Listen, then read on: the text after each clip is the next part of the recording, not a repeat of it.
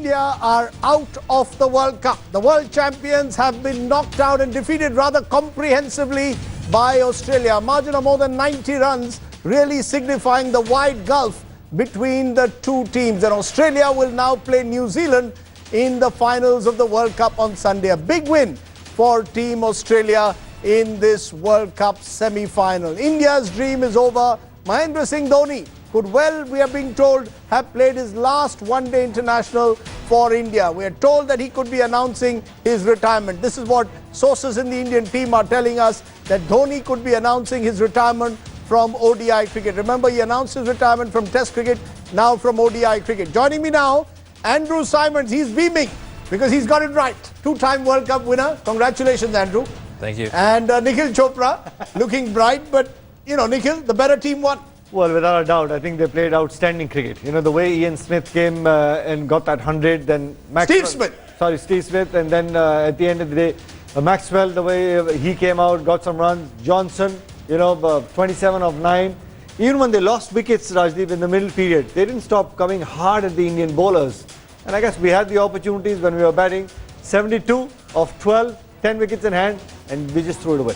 That's the opening stand, but there was a gulf between the teams. I remember last night, Andrew, you said the Australian bowling intensity will be too much for the Indian batsmen, and it was that. I mean, Mitchell Johnson got back to his best form, somewhere near his best form. Stark's been outstanding through this World Cup, and the Australian pressure was quite remarkable. Is that a new way of playing cricket, or is that just the Australian way? Oh, it's just they're lucky there. They've got two genuine fast bowlers, and Mitchell Johnson's been a little off his best. But he was really pumped up today, and he bowled that little bit faster, and he seemed to have that aggression back in his action. And he got a couple of key wickets. You know, he knocked over Rohit Sharma after he hit him for 6.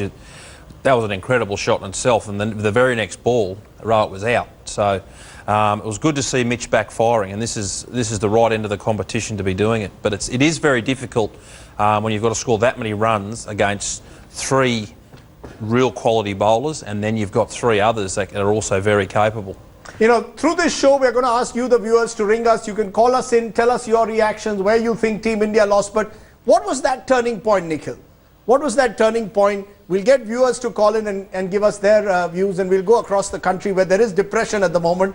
But what was the turning point for you? I think when when you're chasing 328, Shikhar Dhawan's wicket and then Virat Kohli straight away. When you lose those 2 wickets, and then, of course, there's no partnership brewing whatsoever. And then when Rahane and Dhoni got together, I think Dhoni left it too late. No, but was Kohli the turning point then? That if we had to chase 328, your best batsman really has to stand up. One of the top 3 had to get 100. I mean, one of the top 3 had to get a big 100. Yep, that's it. You hit it on the head. One of your top 3 has got to get 100, then someone else has got to get 80 to go with that. And then after that, then you got players that can chip in with cameos. And no one got 100. You had four batsmen, I think, that got to 40 yeah, plus. That's right, 40 plus. And none of them converted. I know Dhoni was in late, but I'm unsure as to what he was up to towards the end there. It was too late. It probably was, but you know, the top order needed to do the bulk of the batting, and then the middle order come in to play in the back half of the game, and that's not the way it unfolded for India. Kohli, many would say, was the turning point, the big wicket. I mean, you could see that in the Australian eyes. When they got Kohli, they knew that they were halfway there. I mean, he's a batsman who's got a remarkable track record in chasing runs. He's done remarkably in Australia, barring this last 5 or 6 World Cup games. He's had a great summer in Australia. And he was probably the one batsman along with Dhoni whom the Australians really feared. You get him out for 1, you open a door. Well, you know, you don't allow him to get to 30 and 40 because he's one person who converts, especially when you're chasing. We were speaking about this when we were watching the game, Rajdeep, and Andrew said a very important thing. Has Kohli been found out? Sides now know where to bowl to him. They don't allow him to score within his body, within the first 15-20 runs. Everything is wide of off stump, short. They're forcing him to get past the offside and then try and force this way. They're not allowing him to score freely. That's what the English did. That's what the English did last year in the summer. Bowled wide outside the off stump, and then you bowl a fast bouncer. It was too quick on him, and you know, he got it wrong. On the other hand, Andrew, there's the guy who's got the man of the match, Steve Smith.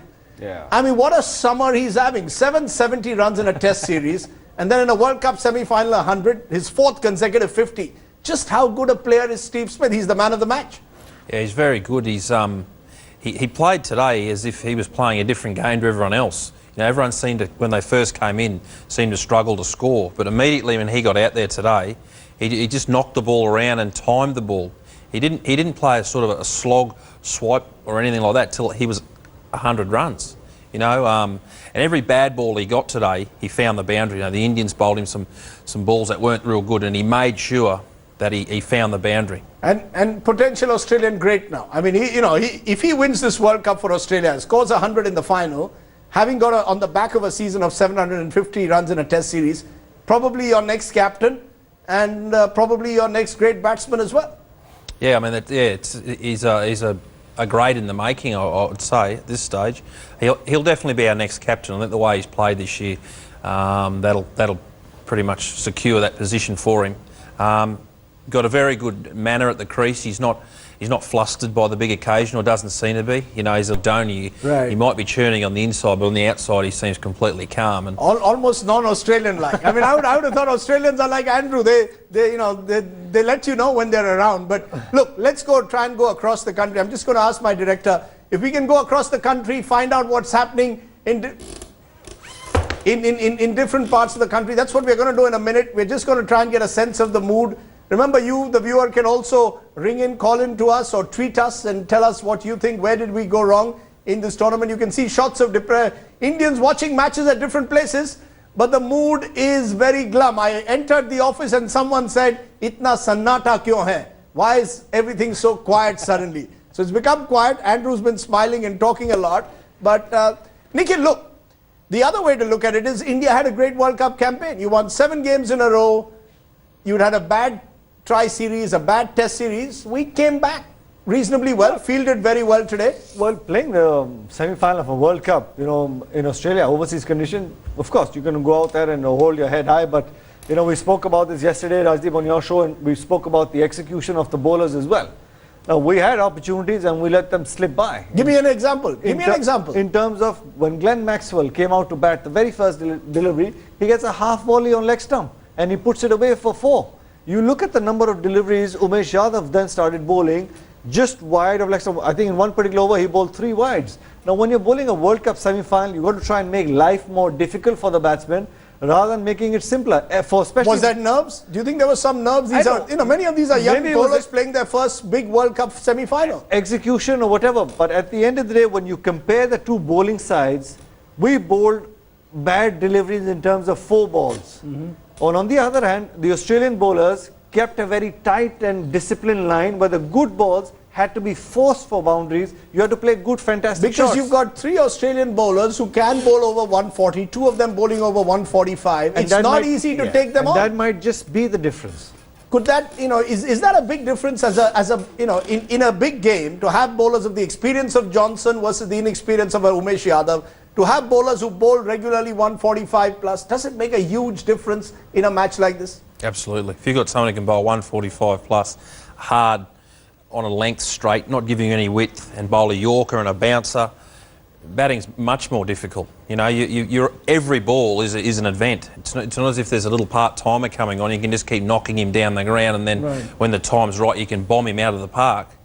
It's much more difficult, and it's a much more intense situation, and he can bowl you out any ball. The word that Andrew used there, intense, the intensity with which the Australians play the game. There's a sense that the Australians and the New Zealanders are taking one-day cricket to another level, one-day skills. The McCullums and the Maxwells when it comes to hitting, the Starks and the Bolts when it comes to sort of playing, being wicket-taking bowlers. It's not about containment. It's about getting wickets. And I think it's more become the power.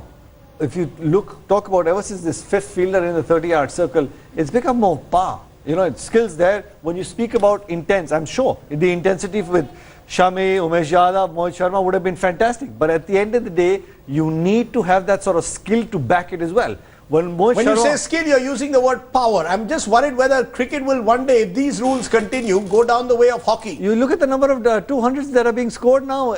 Ever since this 5th fielder rule has come in, you're using 2 cricket balls. It stays hard. It doesn't get older than 25 overs. Life is getting more and more difficult for a quick bowler. Mohit Sharma, Rajdeep, bowling a short pitch stuff, chest high at about 135, 138 clicks. Stark bowling a short pitch delivery, shoulder height at 147, 148. Makes a huge difference. Big difference. Okay, you know, let's just for a moment. Andrew's not alone in celebrating because our correspondent Smita Sharma is at the Australian High Commission. Smita, I presume that you're surrounded by Indians more than Australians, but I see lots of yellow around there now. So obviously a day of celebration for the Australians that you're surrounded with. You've chosen the right place to be at. Well, Rajdeep, you know, when we came in here first, of course, the Indians had outnumbered the Aussies, but no sooner than we did lose the game, that the Indians actually left in a hurry. So I'm actually surrounded by the yellow jerseys here, except for this one Australian. In fact, the Indian, you know, who is in the Australian High Commission, but Vartika, to begin with you, because you are outnumbered here, you know, you really looked heartbroken. Were you expecting Dhoni to perform some sort of a miracle through those last overs? I think yes, till the end I wanted India to win. But I would just say this thing that 2011, we beat Australia in the quarterfinals. This was their turn this time. 2019, we're coming back and we'll teach them a lesson again. That's rather benevolent of us.